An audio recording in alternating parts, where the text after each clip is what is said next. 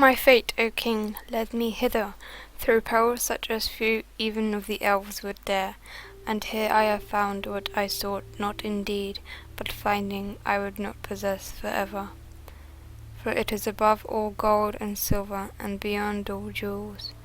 Neither rock, nor steel, nor the fires of Morgoth, nor all the powers of the elven kingdoms shall keep from me the treasure that I desire. For Luthien, your daughter, is the fairest of all the children of the world. Welcome to Tales of Arda, where we discuss and explore Middle-earth. Today we have the second part of the tale of Beren and Luthien.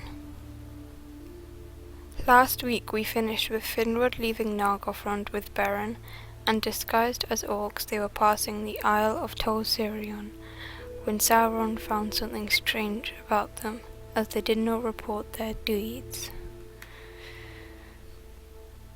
From here we will carry on.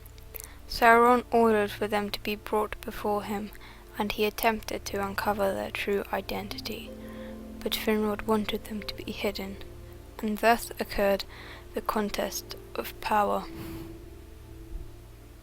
He chanted a song of wizardry, of piercing, opening, of treachery, revealing, uncovering, betraying.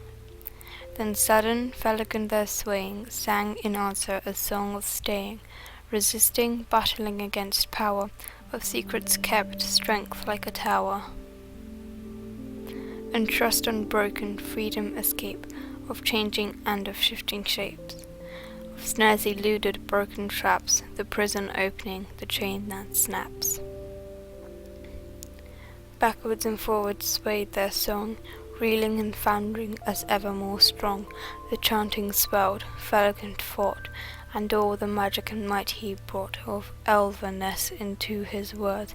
Softly in the gloom they heard the birds singing afar in Nargothrond, the sighing of the sea beyond. Beyond the western world on sand of pearls on elven land. Nagi hirovalye valima, Romelo vanwa valima. Then the gloom gathered, darkness growing, in Valinor the red blood flowing, beside the sea where the Noldor slew, the foam riders and stealing drew, their white ships with their white sails, from lamplit havens the wind wails, the wolf howls, the ravens flee, the ice mutters in the mouths of the sea.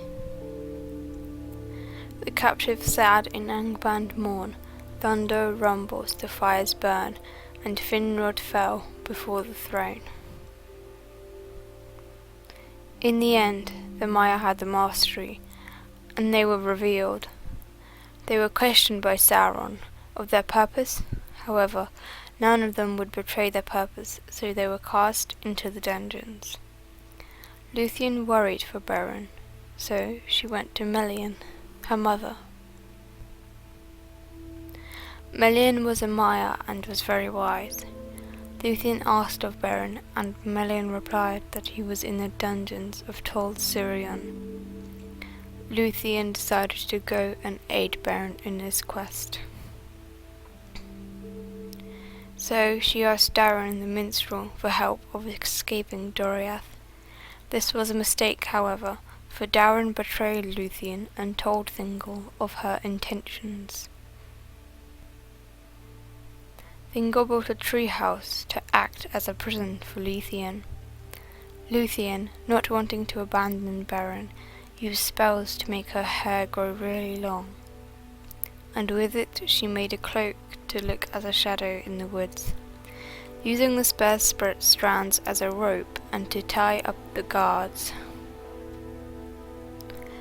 In this manner, Luthien escaped Doriath, hidden underneath her cloak. Celegorm, Curufin, and Huan, a wolfhound, giving as a gift to Celegorm from Urame, the huntsman of the Valar. And there, in the woods, Luthien passed nearby them, and they were on a hunt. Most would not realize Luthien's presence. But Huan caught her scent and brought her before the two brothers. Learning that Caligorm and Curufin were Nordurian princes, Luthien revealed her name and purpose, pleading for aid. However, the brothers cared not for Beren and took Luthien against her will back to Nargothrond. Luthien was put into prison and was only allowed to talk to Caligorm and Curufin. Caligorm wanted to marry Luthien, so he sent messengers to Thingol. Luthien, however, would not agree. Huan the Hound would often come to her cell and comfort Luthien. And Luthien would tell Huan about Beren, who was a friend to all birds and beasts that did not serve Morgoth. Huan took pity on her, and one night he came to Luthien and gave her counsel and told her that he would guide her by secret ways out of Nargothrond and to Silmarillion. Luthien agreed, and thus she and Huan slipped out of Nargothrond unnoticed. In the dungeons of Silmarillion, from time to time, there came a werewolf to devour one of the companions. Luthien and Huan made their way north, till they reached Silmarillion.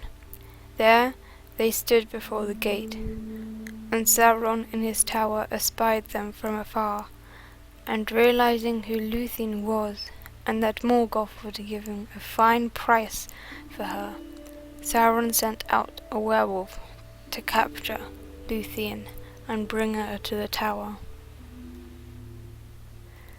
Meanwhile, in the dungeons, Sauron intended Finrod to be left last alive, for he perceived that he was some elf prince of great power, and that within him lay the secret of the quest.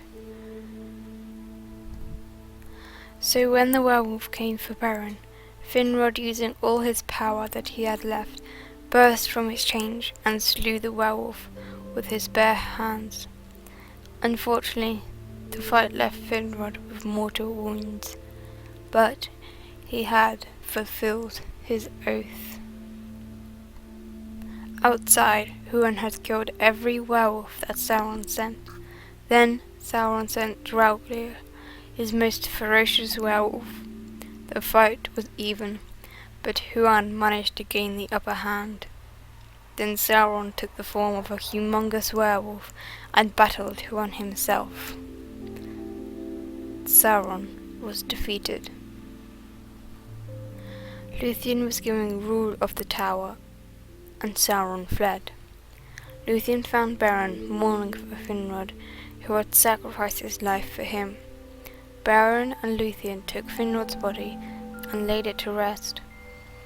Then they both were together again, and they spent many summers together. One day, riding up behind them, Caligorm and Curufin attempted to kill Beren, and then Huan leapt upon Caligorm and forever left his side. Curufin took Caligorm on his horse, and they rode away, but Curufin, looking back, shot at Luthien. Beren took the arrow to his breast, and Huan caught the other in his mouth. Luthien tended Beren's wounds, and he was healed.